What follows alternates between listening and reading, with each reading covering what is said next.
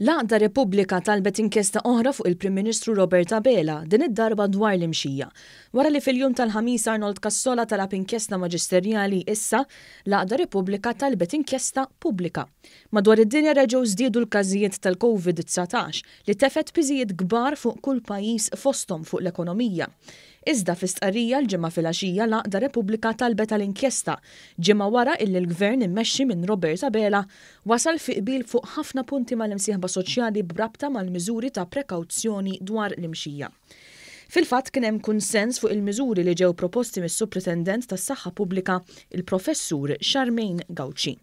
Dan apparti li fatwalment huma ftit in-nies li jinsabu rikoverati fl-isptar Mater Dei minħabba l-COVID-19 u l-ftit persuni infettati oħra li jinsabu fl-isptarijiet oħra jinsabu rikoverati hemm biex jiġu iżolati minn nies vulnerabbli illi jgħixu magħhom. Dan apparti wkoll ir-rata għolja tat-testjar għall-virus fejn ir-rata ta' pajjiżna tlaħħaq 3 darbiet aktar mill-medja Ewropea u 22 darba aktar minn dak rakkomandat mill-Għaqda Dinjija tas-Saħħa. Fl-aħħar laqgħa mal-Kunsill Malti għall-Iżvilupp Ekonomiku u Soċjali l-MCESD, il-Gvern ħabbar ukoll il-ftuħ ta' żewġ ċentri oħra għall-testjar tal-virus, wieħed f'Ħalqormi u ieħor f'Burmarrat. L-Għaqda Repubblika hija magħrufa li titlob inkjesti fuq il-Prim Ministru Robert Abela u fl-aħħar inkjesta li talbet sar magħruf li l-allegazzjonijiet tresqu mingħajr bażi ta' provi. L-Għaqda Repubblika kienet tridet titfa' l-ħabs lill-Prim Ministru, il-Brigadier tal-Armata u s-soldati tal-Patrol Boat P-52. F'April li għadda, id-Deputat Nazzjonalista Jason Azzopardi u l-eks Segretarju Ġenerali Nazzjonalista l-Avukat Paolo Borġ Olivier kienu firmaw denunzji għall-Għaqda Repubblika u akkużaw lill-Prim Ministru u lill-Armata biqtil tal-immigranti.